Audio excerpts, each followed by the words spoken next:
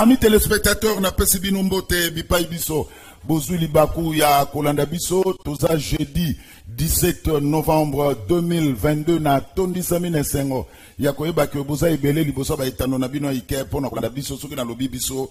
Canal Presse, la Liga, le meilleur championnat du monde. Amis téléspectateurs, mbote, vous qui êtes éparpillés à travers le monde. Grâce, il y a YouTube, il y a Canal King Télévision, il y a Pati Sumbu. Wana zali bongo mwana moyombe ya Congo Central.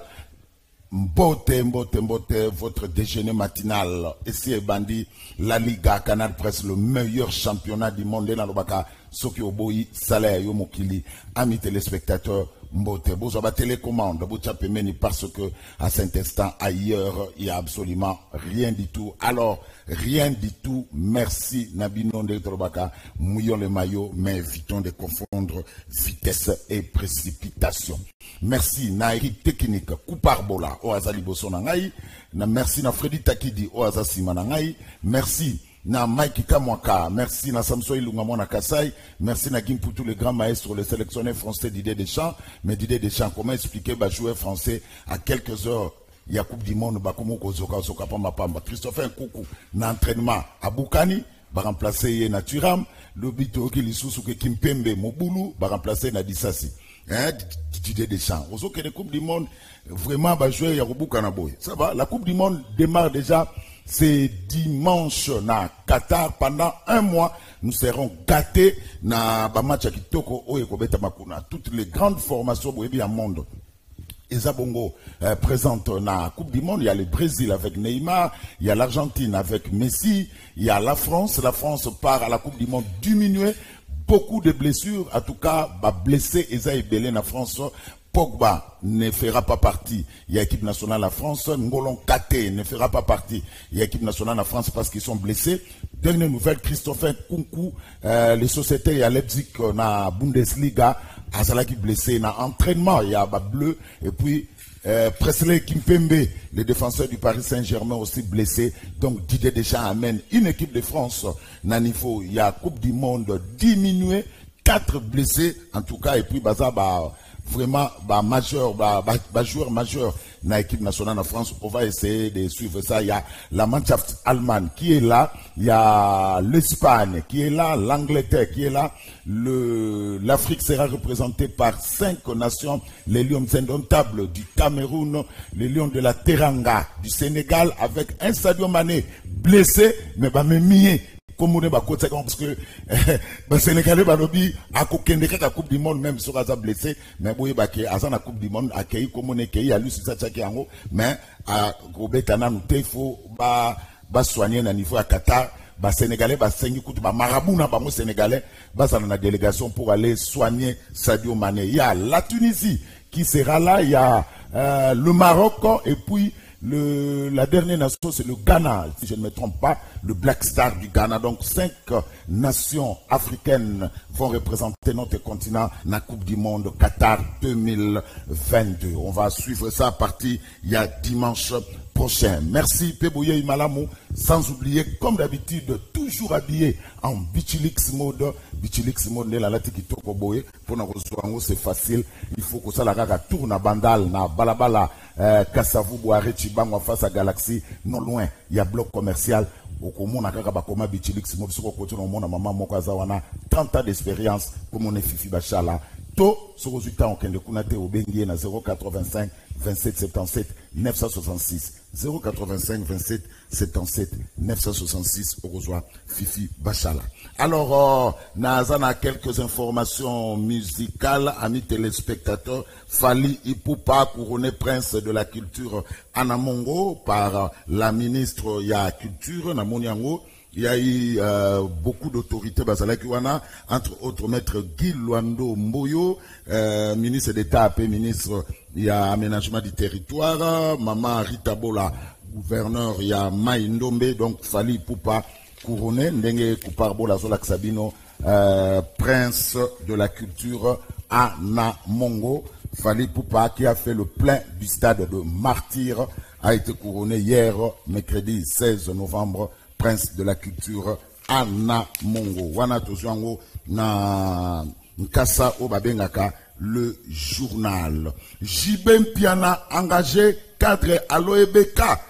Point d'exclamation, dixit le journal. Donc, parce qu'il y a un ordre d'émission où ils ont salambouément ma bien à les réseaux sociaux, où ils ont signé ministère des Transports, Voies des Communications et des Enclavements, ordre d'émission collectif numéro bababa. Les personnes dont les noms présents, noms, postes, noms et qualités ci-dessous sont autorisées d'effectuer une mission officielle à Kobe au Japon. 1. Monsieur André Madiata, le directeur à l'Organisation pour l'équipement des bananes à Kinshasa, M. Joseph Kalombo Moukeba, directeur OEBK, M. Mpiana Chituka Jean Bedel, Jibem Piana, team leader des relations publiques OEBK. Au journal de poursuivre que nous en voulons pour preuve le fait que le directeur général de l'OEBK, M. Jean-Claude Mafambou, vient de s'illustrer en engageant au sein de cette entreprise l'artiste musicien Jean Bedel Mpiana Chituka, mieux connu sous son nom de scène Jibem Piana. Celui-ci est embauché avec le titre sur mesure de team leader des relations publiques. Pas que ça, à peine engagé, la star de la musique congolaise moderne qui n'a jamais travaillé de sa vie pour un employeur quelconque, l'État soit-il donc sans expérience, se voit aligné sur c'est un ordre de mission pour effectuer une mission officielle de service de 2 semaines à Kobe au Japon. L'objet étant de participer à la 11e conférence internationale des opérateurs de ponts suspendus. Mais,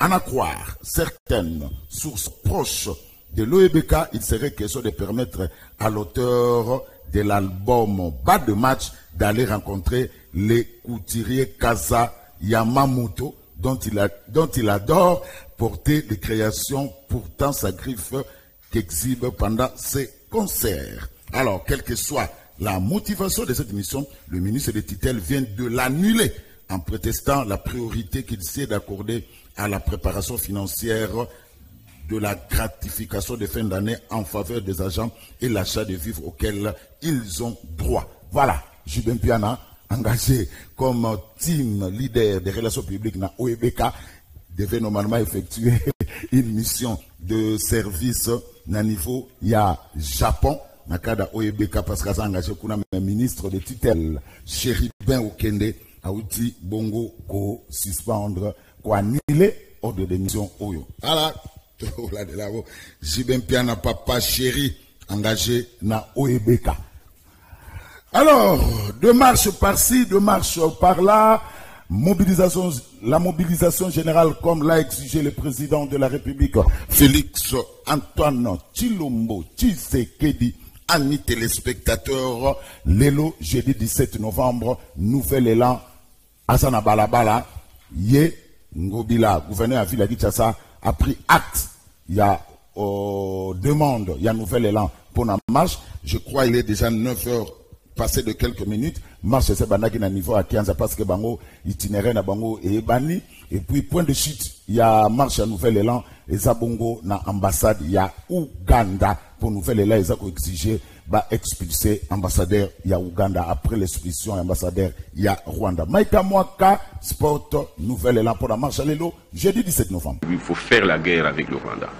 Occuper le Rwanda, à la limite annexer le Rwanda au Congo. Congolais et Congolais, tango ya kolela esili et comme tango ya ko défendre mboka oyo ezali héritage ya bakoko batikela biso maabele ya Simon Kimbangu, maabele ya Mama Kipanvita, maabele ya Patrice Emery Lumumba, mboka ezali menacé bondi melangai ba groupe terroriste ba envahir République démocratique du Congo oyo bazali toujours soutenu na Rwanda pena Uganda na yango Congolais pe Congolaise ya mokili mobimba, société civile, ba mouvement citoyen, ba organisation syndicale, ba formation politique, pena ba structure mususu, tanguzi foni, mama ya ba distraction esili, mama ya ba débat politique abuo, pia, et komi tango, ya kosangana, Congolais et Congolaises place nyonso zali,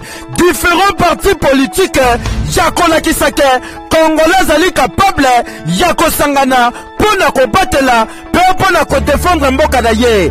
Mobange na marche mokolo ya le 17 novembre 2022 esengeli koyeba ke marche oyo ezali mpona etendi mobimba ya République démocratique du Congo mpona kolakisa soutien, attachement mpe bolingo tozali nango mpona ba FARDC oyo bazali kobundela République démocratique du Congo. Jeudi 17 novembre 2022 Congolais nyonso place ozali telema bima lakisa bolingo mpona kosoutenir ba FARDC. Wana ezali initiative ya Nouvel Élan parti cher ya Adolphe Muzitu nde bazali kosenga na bakongolais nyonso base mobilize mpona kolakisa bolingo mpe kobenga ambassadeur ougandais awa na République démocratique du Congo. Trop c'est trop, trop c'est trop. Oui, ensemble on est plus fort. Sauvons notre nation. Tusinge ishi yetu beto tani na bwana na beto tulama idi tungadieto.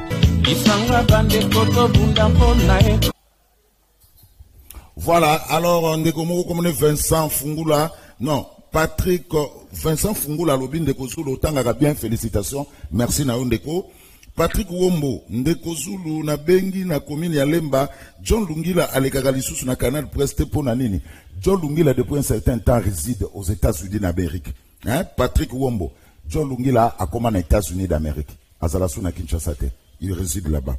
Ndeko wa Kikeba lobi ndeko Zulu po na nini osalaka ba émission na ekoti ezali respect vis-à-vis na ba téléspectateurs na yote. Est-ce que mutu na ezali mabe tant olalaka pe na ekoti tendeko sou na la ekoti eza idéologie na ngai, hein, eza bichilix eza idéologie, hein, do moniere eza idéologie il faudra la tango na 1975, hein ndeko, hein, eza idéologie mutu na ngeza na ho mabe te, hein, eza idéologie. Donc on a na banana ngo boye na ko tika ngo lisusu te ti hein ndeko na ngai zano calme. Martin Fayulu hier devant la presse, président national ya SID alobelaki l'insécurité qui règne na est ya République démocratique du Congo maika mwaka. Martin Fayulu madidi mafa et de nos forces armées ne pourra être qu'une paix de façade comme ce fut le cas avec le CNDP et l'M23-1. Le processus de Nairobi obéit au même modus operandi. C'est donc du déjà vu et nous n'en voulons pas. On ne peut pas demander à la RDC de dialoguer avec le M23, encore qu'ils ne sont pas congolais, pendant que le Rwanda refuse de dialoguer avec les FDLR et l'Ouganda avec les ADF. Le Conseil de sécurité des Nations Unies doit formellement condamner le Rwanda et l'Ouganda et leur demander de retirer leurs troupes de la RDC. Cette agression est en effet une violation grave de la Charte des Nations Unies. Il faut en outre trouver une solution immédiate dans le sens d'éloigner les FDLR et les ADF de la RDC. Il faut enfin mettre un terme au mandat actuel de la MONUSCO et la remplacer par une nouvelle mission qu'on appellerait ONU RDC, Opération des Nations Unies en RDC, avec un mandat offensif de rétablissement de la paix et de maintien de l'intégrité territoriale de la RDC. Peuple congolais, cette guerre doit cesser d'être une combine privée entre le sieur Tshisekedi et Kagame. Elle doit devenir l'affaire de tout un chacun.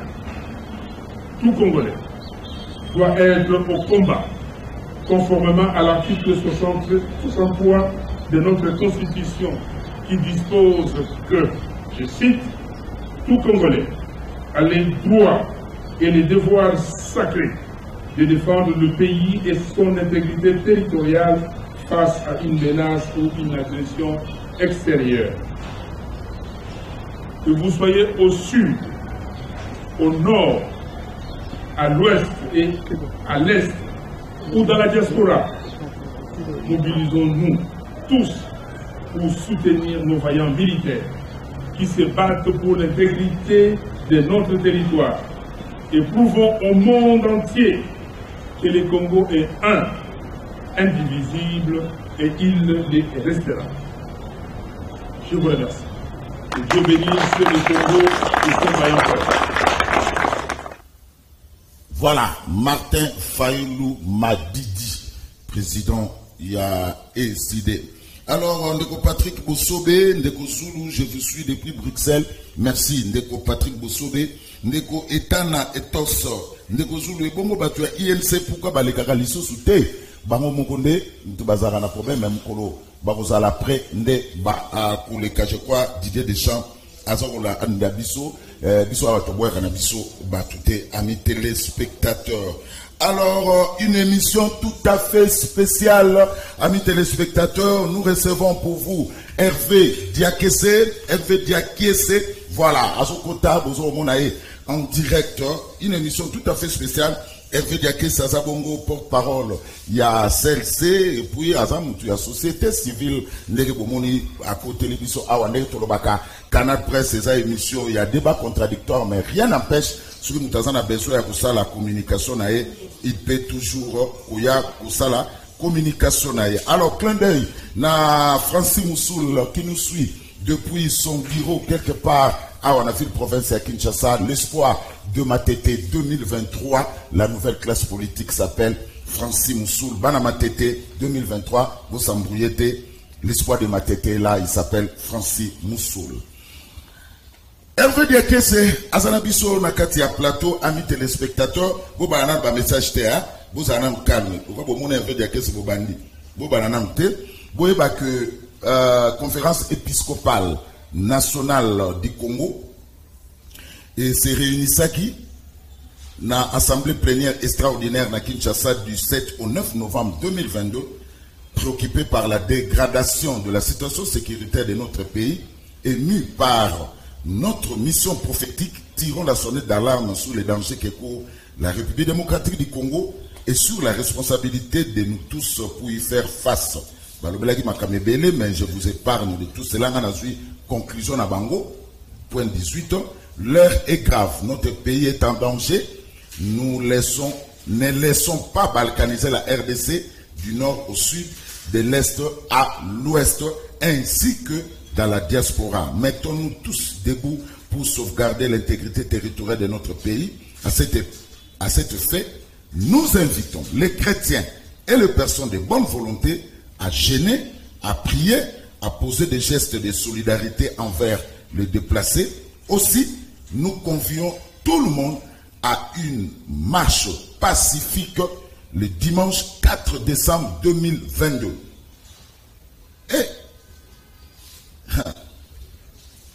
Senko, ainsi embouteillage aux Alana Kinshasa le 4 décembre. Alors, le président de la République a appelé à une mobilisation générale. Il y a des politiques congolais qui ont un message. Martin Fayulu a aussi un message. Matata Pona a un message. Maman Adel Kaïla a organisé une marche à travers les grandes artères à Kinshasa. Na siège des Nations Unies pour notre mémorandum. Les lois n'attendent pas nouvelle là et c'est bandi marche naïe. Donc tout le monde se mobilise pour bouter hors d'état de nuire l'ennemi qui est le M23 appuyé par les Rwandais. Et voilà, Senko entre à danse. Et quand Senko a continué à ma solo, il faut prendre ça au sérieux. Dimanche 4 décembre 2022, Église catholique na balabala. On a résumé ça dimanche. Allez, pour ce faire, on va en parler avec Hervé Diakese. Et puis, deuxième sujet, actualité, Martin Fayulu accepte de rencontrer Félix Antoine Tshilombo Tshisekedi. On a deuxième partie. Hervé Diakese, Mbote. Mbote ndeko Zulu. Boni ndeko. Eze sengo kukuta na suna yo. Oui. Naza oyebi bien un grand nani public ya nani ya Canal Presse. Oui. Na soutenir rango de très loin na ba débé na Dakar. Oui. En tout cas, niveau Canal Presse ils ont atteindre na ce pays il fallait de vivre voix na yebiso en public. Okomi na niveau moko makasi batubele bazolanda bino et équilibre ba débat wala nde tozo sepela nango sans parti pris, neutralité, voix nyonso s'exprimer. En tout cas, Nzamba Sungabino Boko Banamusa. Merci, Hervé Diakese. Merci, ma téléspectateur, que moi, classe Nabiso. Collège Elikia. Collège Elikia. Saint-Joseph. Saint-Joseph. Tout ça, la génie en herbe. Voilà. Moi, classe Nabiso. Hervé Diakese. Alors, Hervé Diakese, c'est le que à danse. Pour quelle raison? D'abord, ce que mon message, balobi, face à recrudescence, donc situation et insécurité, ce que tu mboka, et ça, ko bangi sabiso. Soit d'abord, base biblique, bazui Néhémie 2:17. Dans Néhémie 2:17, on a babi, levons-nous, nazopesa na mukuse pour na otanga nyosote, et rebâtissons les murailles de notre pays, pour que nous ne soyons plus dans l'opprobre. To telema, to tonga, to tia penda lupangu ya mboka e bata mamalamu pona to soni elongola biso.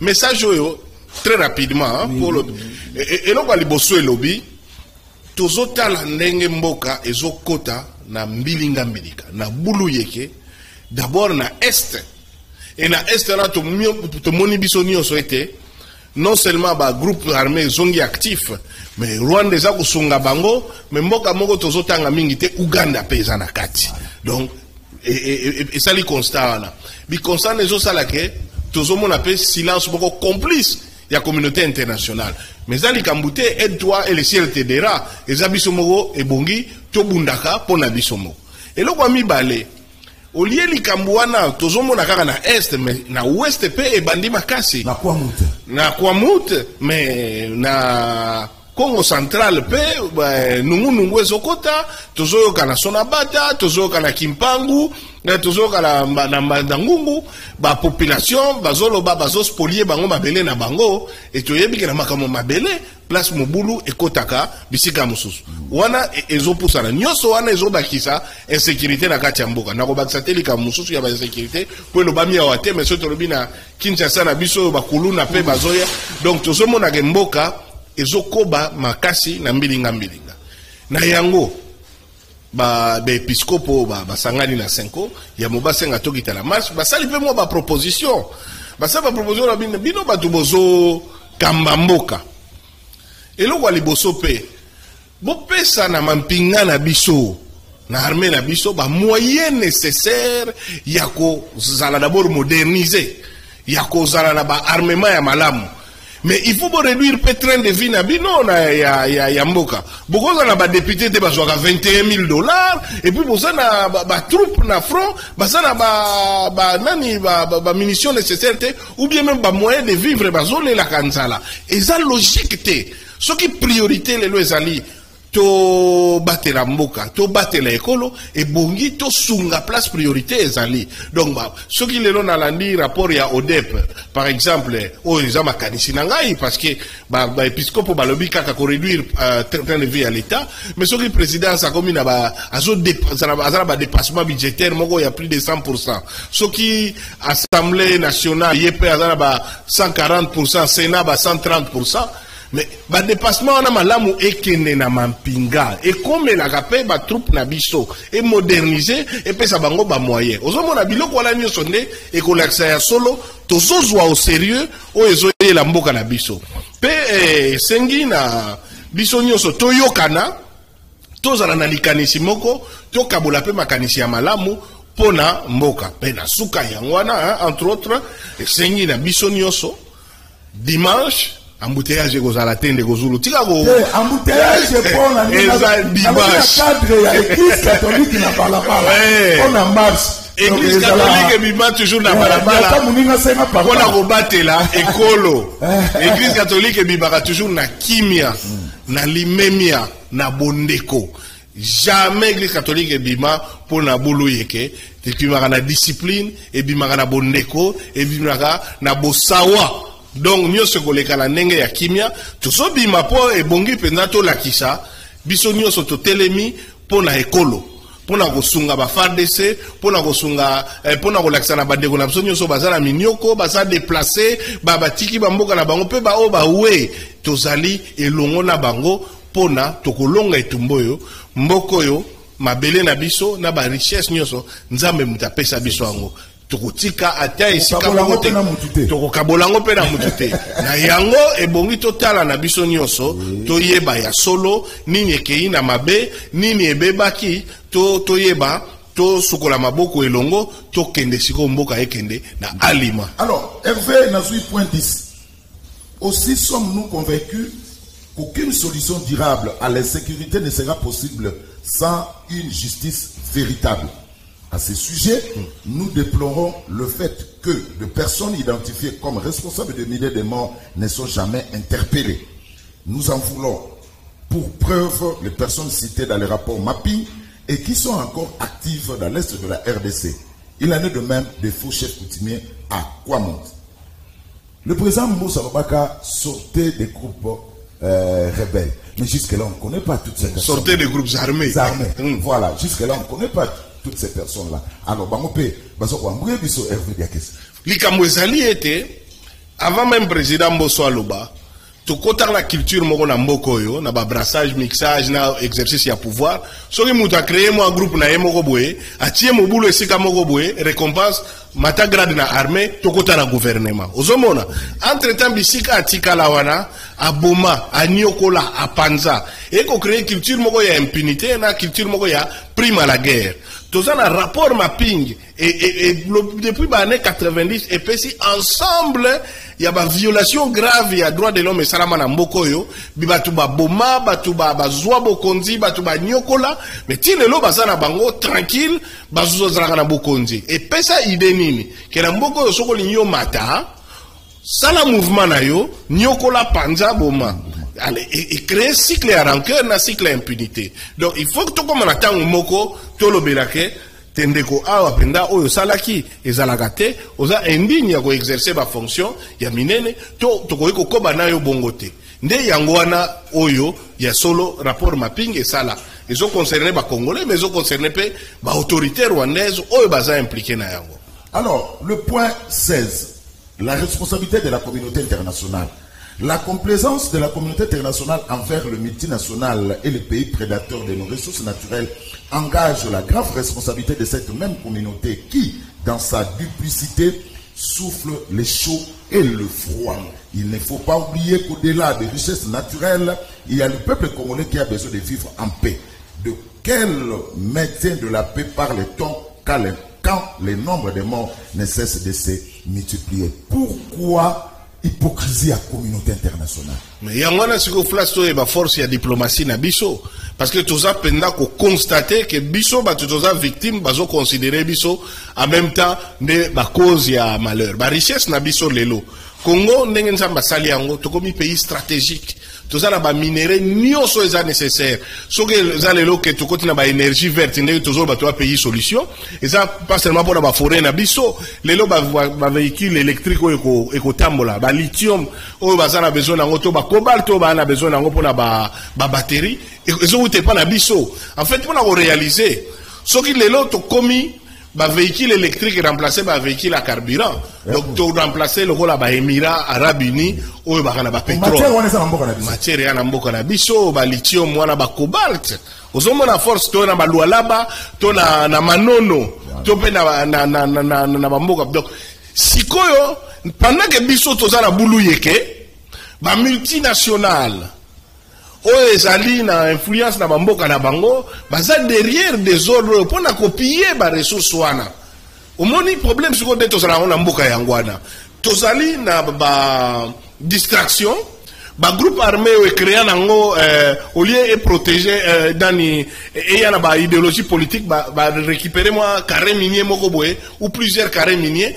Baza financé par puissance ou la prédatrice, bazoyi nani recette namso. Les autres hommes na Rwanda comme premier pays, un pays exportateur ya coltan. Rwanda zalaka na minerai, zalaka na ti na café. Bon, aux hommes à part bagori, musupe ba yiba na zamba na biso et traversé. Comment expliquer que les pays où ils ont exporté na monde entier? Mais sous réserve, alors, sont assignés à l'accord Mogonabiso autorisé à Bango. Parce que le processus Mogobatia dans les Nations Unies, le processus de Kimberley. Et contrôle la traçabilité à minerais où ils ont un pays où il y a un conflit armé. Il y a un minerai de sang. Un pays où, donc, ceux qui ont Utawana et que, bilo wana bimi na marché international, bloqué Kango. Mais les lois, ils sont sous-catés. Donc, tout ça, il y a un problème. Et bon, si vous avez mais là, il y a un puisque sengi, to sangana, na limemia, to lié le total entre biso. Pourtant, on va verser na Néhémie. Et ça, la rebâtissement de Babel pour que nous ne soyons plus dans l'opprobre. Pour tout tika na sonité, pour ça soni. Toza mboka moko ya nkita, toza mboka moko ya lokumu, toza mboka moko ya munene. Mais mon a dit zota la biso lo wa lingomba moko ya batalaku, bayebi kaka musique, bayebi kaka loyenge, bayebi ko batela mboka la bangote, etango koma era bitumba bandi olela. Donc il faut to longola idée wala po toza bongote. Toza ta bongote mbala moko. Alors, Hervé, la diplomatie a montré ses limites. Ce n'est pas moi, même le chef de l'État l'a dit lors de son message à la nation. Tant que tout le monde a souko il 25 et ningisaki, par rapport tout le monde est ningani. Oh non, botikana nous, il y a l'icolote, ou Kenyatta Kende Kuna, Joao Lorenzo Yaka. Mais quand le M23 nous attaque, il n'y a pas la diplomatie. Mais tant que tout bandi ma solo, diplomatie va nous compter. Bon, Negosulu, on a d'abord tout équilibré macab. Il y a un plan dans le baga. Chef de l'État a fait ça expression, on a s'appelé en anglais, théâtralisation et à justice. Tout ce qui a fait théâtralisation à guerre. Guerre est le mot sérieuse. Batu bazo kufa. Batu bazo sopa makina na bango. Bambo kezo kende. Ozomona. Le guerre est comme le jeu vidéo. Vous misez 3 avions, vous la glissez dans mon kilimo. Bozo sepeli sanani, bozo bangi sanani. Ozomona, wana ya théâtre. Omoni? Soit, tozana belema wana. Tokoyo kanga mugolo ekobeta lokito. Ou bien bobombi yango. Ozomona. Diplomatie, et c'est le mot et accompagner la guerre. Ndenge balobaka diplomatie et ça kaka conduite à guerre mais par des voies pacifiques. Pour diplomatie na eu soutenu un rapport de force. Bokasi na eu nini o négocier nini pona oyo wana mususu atala so ndenge na botole ona makasi et aussi mbate malamu pe na céder. Mais si on dit qu'il y a un botolo na makasi on négocier na oni. Bon le le louer l'agneau, la raison du plus fort sera toujours la meilleure. Ozomona. Oui, chef d'État, à la qui moi, bonne fois ma casse na Rwandais. Tant que tu m'souba na lobane, eza naïveté. Tant que tu vas télé melaye. Avantage na on le loba. Bon moniti na suka place na Kenya batoyo, t'as la place tozongi. Bon le loba Kenya bakoti na mboka, mais ça combien 900. T'as là mutu moko te toye bakango ako kufa wa pona biso.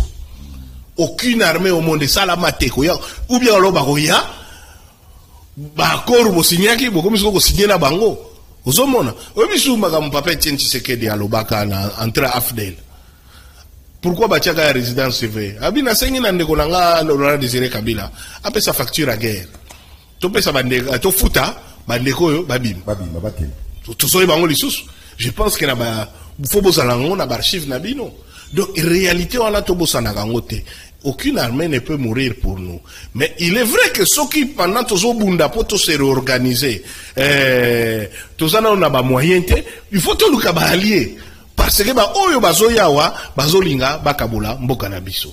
Ça c'est sûr. Mais, unité nabiso, solidité nabiso, pe leadership. Pardon de Gozulu, pour place wana benda, au fungole linga, nangina pesa moi makanisimi bale, namba. Ou bisato parce que pour le leadership chef de l'État a sengito sangano tournaye yem tazamu ko jamboka mais l'union ne s'efforce pas ozomona l'union est consolidée par apport moko boye otie autour nazo s'expliquer et lo kwa liboso moi par exemple lobi mokonzi tozana ba troupe bazana terrain. Est-ce que on s'assurait que les moyens nécessaires pour Mokobunda na bango est commis? Tant on a l'andaki na chaîne moko concurrent na été zona ko tangango la Top Congo ministre à finance alobaki a débloqué bambongo mais et comment na destination té. Mais voilà, au moni avant tout la basukoi babiloko nde yangwana. Ce n'est pas le Rwanda qui est plus fort que nous. Ils habitent moko tozo consolider faiblesse. Dede tolobi très bien. To mobiliser ba jeunes. recruter Bango, na Est et tout, les signes patriotiques importants. Mais à quel moment nous allons faire de la jeune, on a un vrai soldat? Parce que un soldat, c'est pas un type en tenue militaire et en armes. Les culture, stratégie, tactique. Pourquoi dans ça c'est Betaka?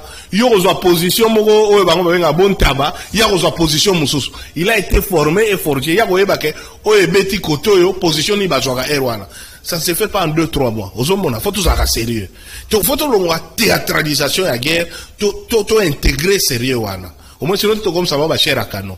Donc, il faut que nous ayons formation. Mais entre-temps, on a formation. Tilelo. Qu'est-ce que nous faisons? Ali na biso siko baza banani. Et asa memim so wapi, sadek memim so wapi. Question mark. Entre-temps, mbongo nyonso ya l'État. Oyezo entretenir train de vie moko komi excessif. Comment nous faisons pour écomer ba troupes sur terrain? Wane lo msos. Yami balé. Lisese moko mindere balobara na limbolango na lingala. Une armée de lions conduite par un mouton perdra toujours la guerre face à une armée de moutons conduite par un lion. Et le Bible est lingala. Mampinga ya bankosi oye kamrami na meme ekolonga matango nyoso tangu bakobunda na mapinga ya ba meme o ekambami na nkosi. Donc likamoza siko ya leadership o eza na chaîne de commandement ya armée na biso pe na kati ya mboka ndenge ni tozo conserver tana ba leadership na ba président de la république te. Vous comprenez? Mais esprit nini o tozala ngo tozo concevoir pouvoir, pe tozo concevoir défense na biso. Est-ce que ça esprit ya ko lela ka lokola bo meme, ba boyi ko pia biso minduki, tozangi boye, ba Rwanda bazama be, ba Uganda bazama be, to tolobi bon, eza boye, to kotisi molimo bankosi, tozo bunda po na mboka na biso, pe tozo sangana. Place ko tozo koma ya bisato. Tango bozo sangana, tozo sangana biso nyopo, tozaka na mabele wana. Tukokipe komitunana tozwa neti léopard ata yoza mazembe po yoza mazembe to oza renaissance oza VA oza union tout ça mais biso toyebi ke toka léopard na minute wana soki joueur ya Lupo Poitiers bi ezate po yoza mutama mazembe okumisa te c'est logique donc très bien sikoyo voilà des unions nationales. Yo siko mukondiambo kolobi bon tozo sa la union nationale derrière ba léopard. Est-ce que tozo na droit kolobate que coach sélection zo sala na ba joueur wana te. Oso sali yango se koza contre, se koza pro rwandais ou bien pro ougandais. Ozo mona place intolérance yak. Mabe. Siko so tomoni ke coach. Mais ba léopard depuis ba kiti na Qatar kuna. Mawatrobo to ça neti ba léopard ba kiti na Qatar kuna mais mbongo wa fédération ezo kiti na bango te mbongo kangami na kinto yo yakina ngoto za ngona bato ou bien oyebisi coach misili ça va jouer Motier Chancel Mbemba te. Pourquoi le meilleur joueur du monde on récupère ce qu'on va petit mo confiant na yo moko elle se m'appelle ça ko ba faire retour ba 10%. Ouais donc to ko lo baté voilà oza contre les léopards donc oza patriote te oza mona makambo ou bien bino ba journaliste d'ailleurs beaucoup monyo kwama donc pendant match so léopard a fouté yo so lo biango fo bakanga yo non mais léopard a fouté ou bien asimi touche na carré mais c'est ça bien té non yo ke ba journaliste ezalaka te au moni léopard so beta match na minute ka djelelo na djalelo mais toko kene ndengene toko kene ndengene nini entre temps to so encaissé ezamabe et bongi to yebandaka to lo banaka maka vérité na bolingo na kosungana na kotiola mate mais totika intolérance parce que konyoko la ba pandisango bazo pesa biso vérité ezo mema so na nini ya lokola yo ozala ndeko na hôpital fièvre na emati otali thermomètre pourquoi thermomètre yo ematisa la température na buki yango est-ce que kitisi fièvre? Le thermomètre n'est pas responsable de la fièvre. Ato kati o niati thermomètre. Ce qui fièvre c'est mati et mati. Donc et bon si ko kolisa mayele na wana. Na ozonga la makamsu mais na yedu kozala ba question. Mobilisation générale mais tout en critiquant, tout en relevant solo pour améliorer. Mais ndeko, tout ça famille moko, mais tout ça likanisi moko te, tout là la metu moko, mais tout l'autre bando to nenge moko te, tout ça biso tout d'accord Léopard fois gagné. Mais ezambo kanabiso, soki coach a fouté, coach a sali sélection mabe to ou bien coach yom to ko kabaka mto longwe. Mais en fait, quand les chefs de l'État sont remarqués, terre nos divergences politiques, regardons dans la même direction pour bouter hors d'état l'ennemi. Mais na Congo tozo monake, et Pelé c'est comme si parce qu'on appelle à M23 à Kotarnae. Non, je ne pense pas. Je ne pense pas. Pour tout le monde, eza et le moment que me mabiso na soni na mokili mobimba. Ozomona pe ekolo mutezo kende. Siko onde yetanga zolo ba terre nos divergences politiques. Il faut ce qu'on a la divergence en sur quoi ils ont porté sur nini parce que bango tout na landi ba communiquer biso tout ça d'accord mboke ko kendete vous comprenez mboke ko kendete il faut tout soutenir l'armée na biso mais sur les divergences par exemple les alliés mokonzi yo zo l'ex budget ya mboka na 200 300 yo mboko na présidence ozo bozoli ebelebwe mboki tselango ba troupe on a divergence vous comprenez. C'est ma question, vous tout là. Si vous avez $21 000 dans l'Assemblée, c'est excessif. Ce qui ministre Nicolas Kazadialobi, bon, comme à la destination T. Et puis, il faut mener une enquête pour sanctionner parce que ça, c'est de la trahison. Où est le sabotage? Il faut mon comme la troupe, bien, tout le bit. Où est la divergence? Donc, il faut se go toyo kanaka na contenu. À côté de la bande qu'on a politique, bah, solo la pona, boé. C'est pas sous balobi, mais, pourquoi on a appuyé à sa décret? Parce qu'on dirait EAC Oyo, depuis Baye, Bango Bazo privilégié plus diplomatie, mais au coup, il faut n'abisoter. Et c'est normal. C'est normal. Il faut armer Nabiso, et ça là, n'a pas moyen nécessaire. Sur tout ça, on est obligé de négocier. Et ça, logique, à tête de l'unité, et qu'on a la bongo. Alors, qu'est-ce que nous faisons? Ce qui nous a zika, il faut qu'on s'engage batunioso autour na yo, qu'on éviter tous à la crise moko ou ils ont renforcé l'ennemi. Mais ce qui pendant crise wana et comme il la régime stalinien, tatabo moko maman bolo oyo ganga na lobi yango. Mais écoutez, tout le monde a les informations, batunioso bazota là, place toza avancé, na place tozo ngasiba. De boni ne tous là na bomoko. Tant que comme un danger, papa Robin Sabana vu bon problème à la bosse le likamoyelinga. Tout ça la nyongo moko boye keba tata wana zalaka boye to bunda elongo nabika pomboke kende. Alors dernièrement tout le monde a dit Suko 25 et Suko là qui mais après quelques jours qui m'y a écouté. On n'a pas compris qu'est-ce qui se passe. Bon, ngaba stratégie militaire na yebité et même sur na yebi na lobango na télété. Je pense que bon, normalement, moi, na théâtre d'opération, il faut un Sukhoi bien hélicoptère de combat. Parce que, bon, là, militaire, tu n'as pas quand même idée, hein. Donc,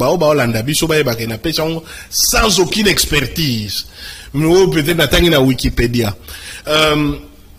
Ce qui est à territoire nabino, vous n'avez pas intérêt à utiliser des avions qui vont bombarder votre propre territoire et votre population nabino. Peut-être parce que les rayons d'action nango est trop restreint. Et que peut-être on a pour nous cibler, vous avez besoin d'un hélicoptère de combat ou bien d'un drone. Mais Sukhoi, et ça lié sengo parce que les armements nabiso. Bon, on a été sûr que son même ici parce que dans la nagi ba débat et pas la yoa on dirait que on peut perdre ba baki et son maman qui sous Kabila ou bien peu importe c'est notre armée. C'est l'État. Oui, c'est l'État congolais, il y a un bon à l'État et après mon Kabila té, comme il y a un bon il y a Fatité. Voilà des pesaga et sengo. Mais est-ce que c'est ça qui est adapté na guerre wala ndekolanga na za mois d'août d'août à moitié mais peut-être qu'il y a un utiliser un soutien na yebité mais tout est à théâtraliser guerre. Madame Toyo kaka que tout ningisaki parce qu'il y a vient na biso et ça là qui est loco.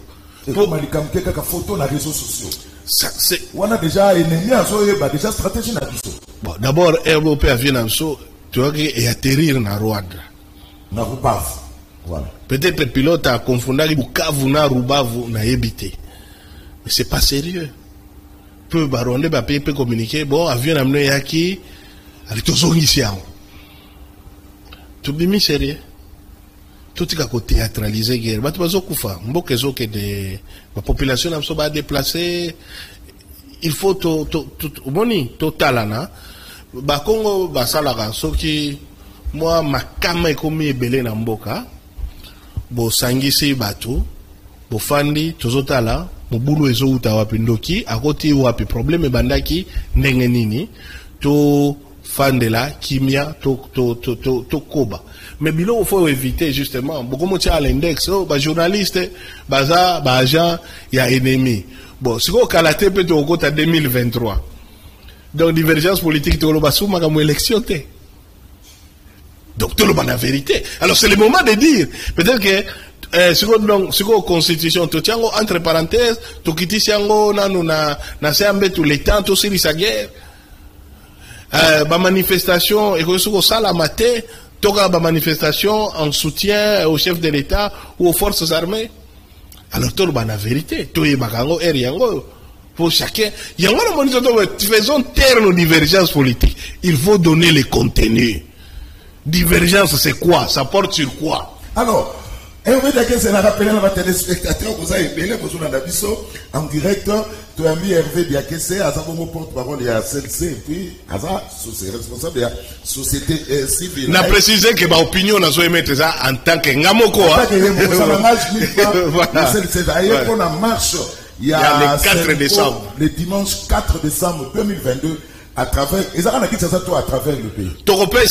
L'idée c'est quand même à travers Mboka Mobimbati. Pour les amis, avec nous, ça 5 ans, Balobi. Oui, on a la signature. Alors,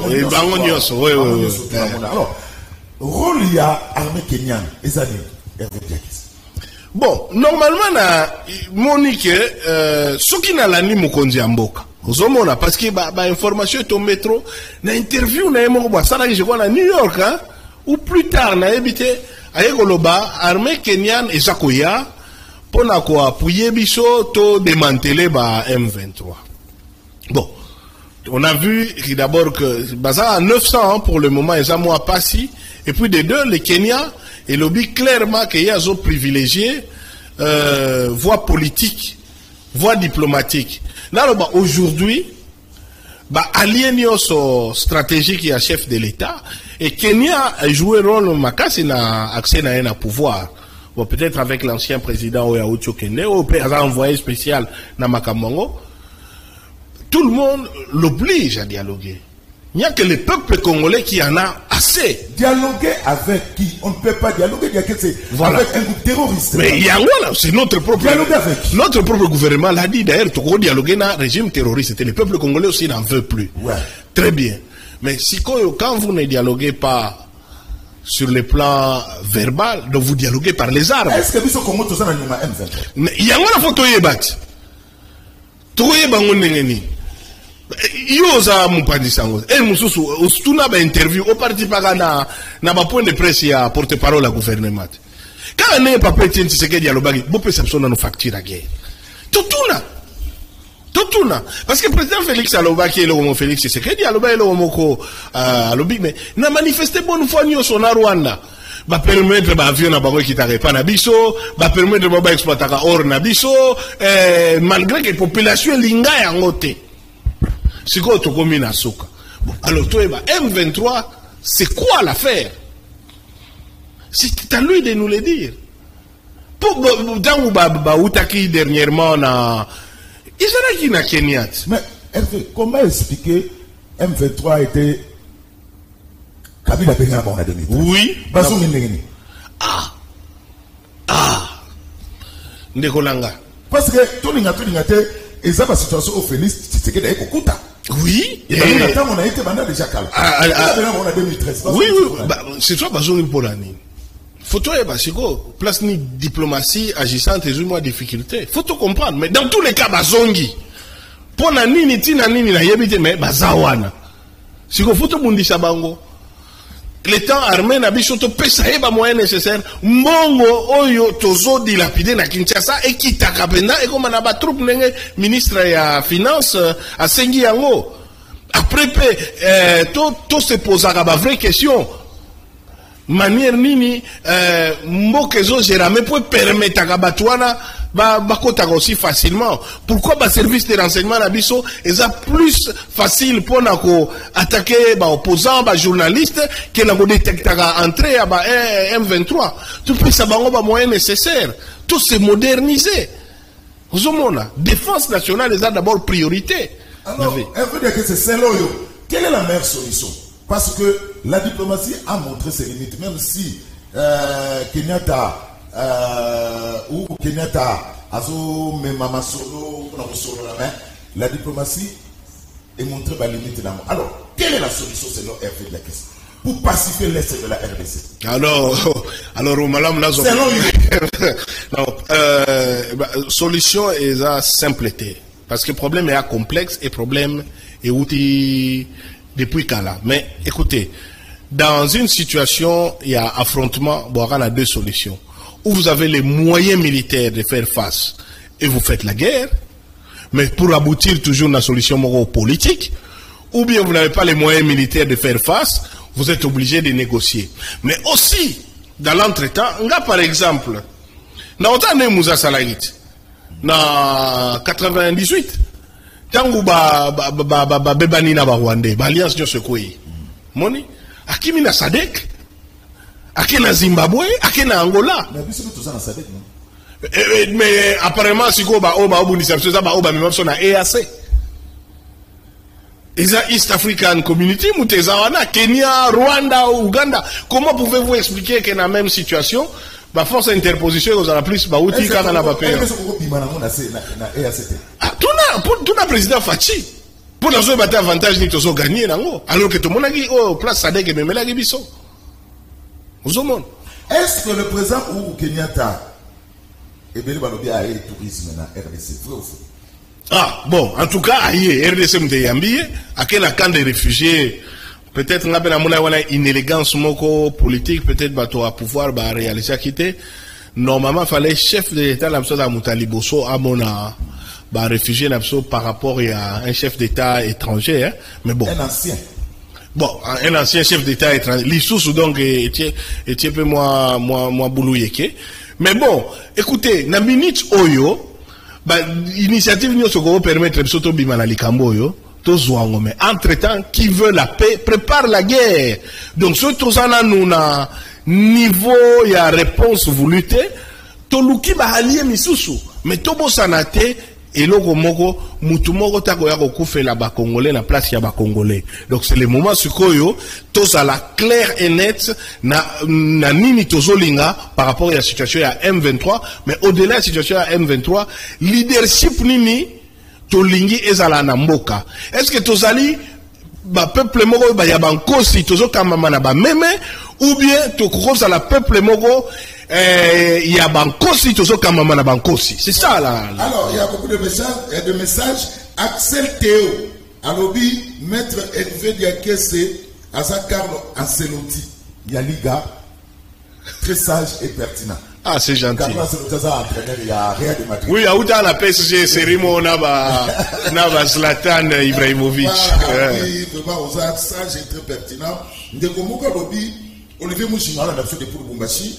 Alors, Ndekozulu, Yebisa maître Diakese, tout ça n'a aide en Russie, les Occidentaux veulent la mort de la République démocratique du Congo. Bon, et ça dépend un jeu géostratégique où bozo mettre en jeu aujourd'hui. Pour na boye moka eutaka na doctrine moko boye. Pourquoi toza na doctrine libérale, pourquoi toza na doctrine pro-Russie, ou bien il faut toyeba.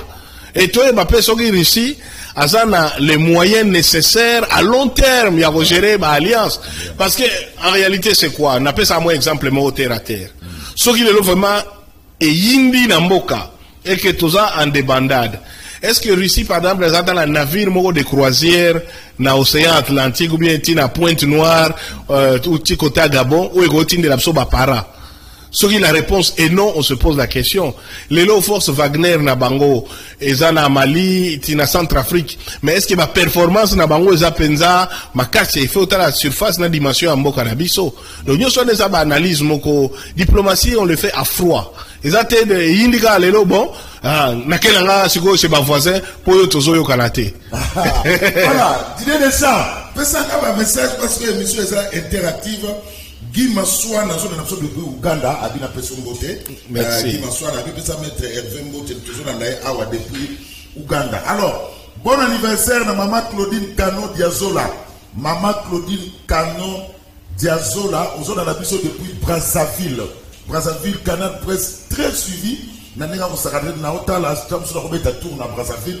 Pour tout coûter, on a milliers de téléspectateurs, il y a Canal Presse. Maman Claudine Canon Diazola, depuis Brazzaville, bon anniversaire. Oui, bah, maman Claudine, maman à Marc Lambongo. Marc Lambongo à Canal qui télévision, maman Naé, comme on dit, maman Claudine Canon Diazola, depuis Brazzaville. Il y a pas mon Naé, REC Tony. REC Tony, n'a pas mon Naé, parce que c'est la Canal Presse. On est à Brazzaville. Merci, maman Claudine. Alors, on va évoluer. Nabolakisayo, image moko. Martin Fayulu a dit que Dana Fati. Ani ko Dana Fati. Pour pas la maman mboka. Maman partage équilibré, équitable à pouvoir te. Ba sur la maman mboka. Je crois que tout n'a pas sali de marche. Oui, n'est pas a sali de marche wana. Oh eba. Maïka Mwaka, Martin Fayulu a dit que Dana Fati de pour pas sur la gamme kametali et sécurité na SRP donc a dit OK. Aussitôt décidé au cours de sa session extraordinaire de prendre les contacts avec les forces politiques et sociales pour les ramener autour des valeurs sacrées de la République, le CENSA est passé à l'action.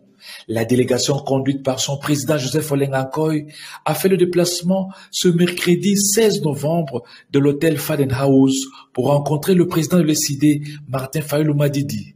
Sur la sellette, l'agression de la RDC par le Rwanda via le M23. Il ressort de leurs entretiens que Martin Fayulu est prêt à rencontrer le président Félix-Antoine Tshisekedi pour aborder rien que cette question sécuritaire. Patriotisme oblige. À tes hommes, il n'y a pas de résurrection. Donc je pense que ce qui est fondamental, est que nous sommes venus parler de la République démocratique du Congo. Vous connaissez ce qui se passe aujourd'hui dans notre pays, les Congo de Lumumba, les Kasavubu, les Kimbango, les Congo de Tshisekedi et des Congo de tout le monde. Nous sommes aujourd'hui un peuple humilié, continuellement humilié. Moi je crois qu'à un moment donné de l'histoire, il faut aller avec tous les citoyens, leurs fils et filles du pays, pour voir ensemble, comme nous l'avons toujours dit, la valeur d'un homme politique, ce n'est pas par rapport à sa taille, c'est sa capacité de raisonnement pour résoudre les problèmes qui agressent le pays. C'est comme ça que nous avons pensé utilement venir voir le président Fayulu pour discuter avec lui sur les Congo. Ce que je dois vous dire, nous sommes surpris de sa grande ouverture. Parce qu'on ne peut pas arriver à trouver des solutions du pays sans la cohésion interne. Et dans la cohésion, il faut essayer qu'on aime, essayer qu'on n'aime pas, pourvu qu'il soit des citoyens de ces pays-là. Dans la cohésion, il faut que tout le monde, que tu sois au pouvoir, que tu sois dans l'opposition ou ailleurs, il faut à un moment donné, il faut que les gens se parlent, qu'ils discutent autour des valeurs de la République, pour voir qu'est-ce que nous devons faire pour sauver notre pays. Vous savez, nous avons vu le Soudan. Les gens croyaient que comme c'était un dessin animé. Et vous voyez qu'aujourd'hui, le Soudan est divisé. Il y a le Soudan du Sud, il y a le Soudan du Nord. Vous avez vu la Yougoslavie, comme d'autres pays ici en Afrique, qui ont le même menace que nous, comme Lumumba le disait dans son discours des années 60. Que l'Afrique et le Congo ont un destin commun, inévitablement lié. Voilà, chers amis, c'est pour ça que le CENSA est venu toquer dans la porte du président Fayulu pour lui demander quelle est la lecture qu'il fait de la situation et comment il attend pour qu'il y ait des solutions. Il nous a donné une très grande ouverture, une très grande ouverture. Le président Fayulu l'a déclaré haut et fort pour l'intérêt de la République. Il est prêt à rencontrer son frère Tshisekedi et quoi que ce soit pour parler du dossier du pays. Pas autre chose, il n'a pas parlé du partage du pouvoir, il n'a pas parlé de quoi que ce soit, mais qu'on parle du pays. Et je crois que c'est la plus bonne nouvelle que moi j'ai eue et je crois que ça sera quelque chose que l'opinion pourrait être content de voir les 2 frères, les 3, les 4, les 5, les 8, les 10, les 20 qui peuvent être ensemble pour parler du Congo. Voilà pourquoi nous sommes. Peu avant, l'équipe de Joseph Olengankoy avait échangé avec le président honoraire du Sénat, Léon Kengo-Adondo, qui a mis sa riche expérience d'homme d'État au profit de la paix à retrouver dans le pays. Il faut dire que le CNSA entend poursuivre sa démarche auprès d'autres acteurs actifs du pays. Voilà. Maître Hervé, à faut répondre à l'image totale à Michel Kabamba. Alors, bonjour Maître Hervé. Mais Toyokaka, que l'Église catholique est à la côté impérialiste, en quoi démarche CNC peut être rassurant? Bon, d'abord, Nani, opinion à émettre est fondée sur le côté l'Église catholique, est côté à Mboka, côté à Bao Bazo souffrir, côté à peuple congolais, est l'Église à Mboka Nabiso. Ça veut dire quoi qu'on a côté impérialiste? Bon, ce que tant tous que ça, marche pour tenir à l'élection, na IDPS, tous côté impérialiste ou bien tous qui pour na tosunga mboka hizo à l'élection ya Balam. Voilà. Alors, commentaire?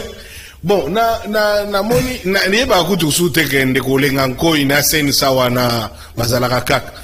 Umoni ba structure wana nde soki to supprimer mbongo ko kene mbala pour na batroupe na biso na front. Il y a une structure totalement inutile, budgétivore, tout y nini, les lois ont existé. Mais bon, à titre individuel, des marches à Sali, mais n'anga tanga tweet moko nani président Martin Fayulu a Komaka que après à rencontrer chef de l'État pour Namboka, et ça tradition moko républicaine. C'est très important. Même na Mboka mzuto monaka, après attentat na France. Nani président français a bengi saki na prédécesseur naye na leader politique kutana pour na réponse nini ko apporter pour na menace na mboka na bango. Et je pense que ça tradition moko malamu le chef de l'État a rencontré leader politique nyonso solola na motema ya kufungwama totala ndenge ni to sala pour na mboka. C'est à encourager. L'initiative, mais likamwa sensa wana opinion nanga personnelle, eza structure moko inutile, budgétivore, eza la base moko soutien constitutionnel, eza même pas institution d'appui à la démocratie pour eza comme nani suivi à bakor ya nini, bakor ya 5 ans, bakor wana chez Longwa. Il y a Saint-Sylvestre, que je vois ça même à 5 ans. Donc il n'a comprendre pourquoi. Donc en fait, sensa ndenge za wana ezali détournement des deniers publics parce que ça na fondement mo légalité et na comprendre pourquoi budgétairement et éthique là mbongo na neko ko kene na ngona na nit na ba troupe na biso na est place za kobunda. Voilà, et belé balobi que non facha kutana na failo kutana pena Joseph Kabila ko ba sola mambo. Ça fait partie des traditions républicaines. Oui, chef d'État, en cas de menace makasi, à na prédécesseur nae, à na leader d'opinion politique comme la société civile pour azala na lecture moko ya malonga. C'est pas à salango déjà tango nanité oyo tango nga bakabwala na FCC cash. Ça déjà consultation. Ça consultation. Même si après à Kenya au Talibanda, mais ça la consultation coûte un. Consultation. Mais quand moi pas photo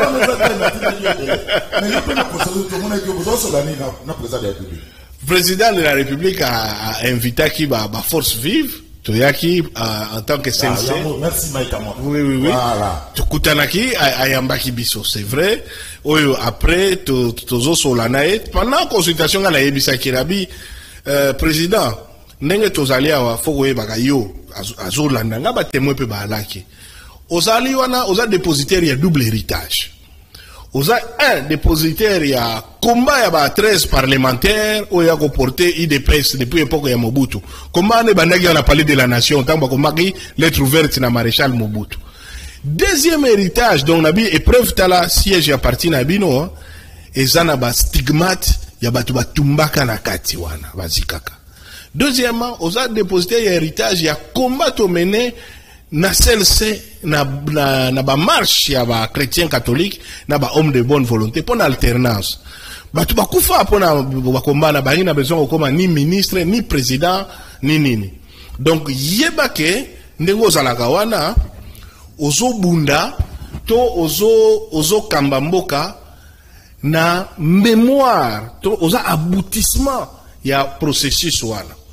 Donc tango kambaka kanisa ga yango ya biso to conseiller lokola ba mboka ezo kene sona nenga malonga te boka bona na FCC zongela ba idéo na biso place ya ko beta libanda c'est que biso to kanisa kike ako sala vraiment nani renouveau politique hier akamati kaka a récupérer FCC à Kabila, a tiango caché béton, et comme il a un FCC béton, babandeli na bango makam, a récupéré les mêmes députés, a récupéré Bamende, a récupéré Batunio Soyo, yaka kaka na pouvoir bakoka opposition te, pour na ba avantage, nde a continué union sacrée FCC béton. Là c'est ça là nga passé. Voilà, Ndeko Zulu, c'est moi Olivier Mouchinga depuis Bumbashi. Maître Diaké se propose quoi exactement pour sortir RDC d'un problème oui. Première chose, chef de l'État, il faut clarifier étant en nani divergence et ananini. Mais avant ça, comme les évêques l'ont dit, on doit doter les troupes nationales de moyens nécessaires. Donc, train de vie à l'État, il faut diminuer. Tous on a besoin comme on a cortège et belete a créé un embouteillage, na ba véhicule sans plaque et tout na ba militaire ou bien ba policier belé, besoin empêcher ba manifestation alors que tous on a besoin na bango ba renforcer ba troupes na biso na est. Si ça c'est le problème des troupes. Pourquoi tu oses na ba véhicule là un seul individu a rotambola na 10 véhicules ya cortège. Et ça ba dépense mo inutile mo wana go kende te penda pona renforcer ba troupe na son front ba moderniser et lo kwa liboso et lo kami baleto ça la très clair donc tourner en rond la constitution le but est que pendant que tu as agressé ba liberté publique na biso esili les gens n'ont plus le droit de émettre ba opinion na bango et que alternance ou bien tokotia nani ba question électorale entre parenthèses non tozo bunda pour na mboka pour na intégrité mais ba acquis ya combat démocratique doivent rester les journalistes faut ba sala musala na bango population faut émettre opinion na bango ba liberté na biso tozo continuer ko exercer ngo et puis ba alternance et ko sala en temps et heure au 23 octobre on aura des élections présidentielles et peut-être que leadership et qu'on a consolidé na bongo. Voilà, on a des messages comme ça, tout en rapide pour tous chiter déjà, tout comme Nasuka. Maître Diaké, ça qu'on dit, ma paix, comme conseiller à Fati, pour Azali Maele, à cause de l'important pour Namboka, Aimé Luzolo. Tozo Senga, Tozo Senga, Mbalasima, Oche la biso maître Hervé, na Mutumoko, ya Union Sacrée, biso awana masina bate dele, TV Moko, Tita Mutu, a komi. Botu na prof Mbata, pour alobaki ke bango, balalisa M23 na Kinshasa yende ayebi nani abenga bango voilà mukolali tokuta na prof Mbata tokutunaye ngai nazali ingénieur na Volvocar lelo ba minere na biso ekoma koleka na nzela ya Rwanda kakate pays nyonso ya este ezali na kati lelo Uganda bakoma kosala ba batterie pour na ba voiture électrique Honoré Lulendo depuis Suède kozala na ba minere la kisite tozali na solution pour na toko ma solution to bana nanu na koyeba ba valeur ya mboka na biso kaka Honoré Lulendo depuis Suède mutakomi et puis na moni message mo yawa maestro Atindelinga depuis dimanche 13 novembre 2022 je suis devenu fugitif je vis donc en clandestinité une jeep et une voiture catch de policiers armés et certains cagouleux sont à ma recherche. Ils ont filé ma jeep et tentent de m'enlever et ont tenté de m'enlever hier autour de 14h sur boulevard Gambela, sur Gambela. De justesse, je les ai échappés en abandonnant ma jeep. Ils y étaient restés jusqu'à 18h ce matin encore. Ils y sont déjà déployés croyant que c'est ma résidence. Signé Maître Nico Mayengele. Oh. Voilà. Ah là, Nazana. Message monsieur un collectif des agents du ministère de l'Urbanisme et Habitat. Ah, trop de messages dans la Canal Presse. Balobi, nous avons constaté la nomination au poste de chef de division provinciale de l'urbanisme et habitat de ces deux personnes ci-dessous. Division provinciale de l'urbanisme et province de l'Omami, M. Ngoïka Son Jacques, matricule 79 636 69H, non répertorié dans les arrêtés ministériels de notre ministère. Division provinciale de l'habitat Lomami, Nguele Mpochi Jolin, matricule 19 49 87 5Z, non répertorié aussi. Donc, ce sont de militants de son parti politique. Parti politique, il y en a n'a évité. Parti politique à ministre. Hein? Aïe. 2. Avoir créé FAA, ACOPRIM et le guichet unique regorgeant toutes les attributions du ministère de l'Urbanisme et Habitat pour engager ses militants et les gens de sa famille. 3. Avoir privé à la direction de l'habitat les locaux depuis 3 ans, maintenant sans suite. 4. Détournement des charrois automobiles du ministère, 3 bus et les fournitures des bureaux de l'administration nous offerts par la PDU. 5. Vente illégale de plusieurs sites terrains de l'État, cercle hippique Angalema. Cercle hippique Batekion. Derrière Oasis, la concession réservée au camp Kokolo. Site de l'ancien cimetière de Sayo, Kassavubu, en face à Ipak. 6. Nous avons remarqué la baisse des maisons de l'État que l'ancien ministre Koko Nyangi avait laissé dans le répertoire parcellaire de l'État pour la ville de Kinshasa. 7. Nous subissons le monnayage de la mécanisation et l'accès au paiement de la prime spécifique par le chef de bureau, point focal de notre ministère. 8. Nous, les agents du ministère de l'Urbanisme et Habitat, nous disons non à la dictature de notre actuel ministre qui ne fait rien depuis son arrivée à la tête de notre ministère, tout à lui rappelant que nous ne sommes pas les agents d'une chaîne de télévision, pour ne pas la citer. 9. Nous demandons à son Excellence, Monsieur le Président de la République, Félix Antoine Tshilombo Tshisekedi, de bien vouloir nous donner un bon ministre qui va répondre à son idée ou sa vision du peuple d'abord et aux attentes de nos agents de ce ministère. Collectif des agents du ministère de l'Urbanisme et Habitat, au bâti d'Elbisson à Canal Presse. Voilà, commentaire d'abord. Mon ignoso ezola qui ça passe à la population injustice. Et puis à Kanda pe révolta kabatu. Et puis na triste pour na maître Nico que biloko lokwa ba tentative d'enlèvement, ba kidnapping, ya blo mo to ko soko yo kangote na période. Donc courage place à Zali à se faire signaler. Et puis va dénoncer si quand nous tout connaît télévision batouana baza va filmer bango va exposer bango parce que c'est pas normal. Voilà, maître Fedaka c'est rendez-vous le 4 décembre 2022, Église catholique soutient au FARDC. En tout cas, grande marche pacifique. Pour nous devons nous lever et bâtir notre nation et l'ongwana soni. Donc là toujours senga na balamboka yangwana, il faut savoir nenga na lobaki yango na ebandeli na lisese wana et koloba c'est que une armée de lions conduite par un mouton perdra toujours la guerre face à une armée de moutons conduite par un lion. Toma pinga ya ba meme oyo ezali ba pinga ko ya bankosi weza ko kamba mana meme ekolonga kata mokote mapinga ya ba meme o ekambami na bankosi kasi biso bana Congo toza bankosi pe to kokamba na bankosi to zongisa molimo ya bankosi eza kati na biso ekolo eza ya biso nzamba pesi biso tozo senga biso nyonso dimanche le 4 décembre 2022 bisika nyonso ko torozala na ba église to bisika ba itinéraire nyonso ba kopesa biso to kobima elongo na bomoko na kimia na bolingo pona kotelema pona mboka na biso tosenga nzambe ya mapinga kosi na Yuda azala na biso oyo akambaka oyo apesa biso Kongo oyo poto telema tango za lesote ya komilela lela o balingi biso te o boyeboye te za tango ya kotelema lokola mibali totelemi na ngui to batela mboka na biso to batela ekolo na biso pe to yebisa ba oyo bakokamba biso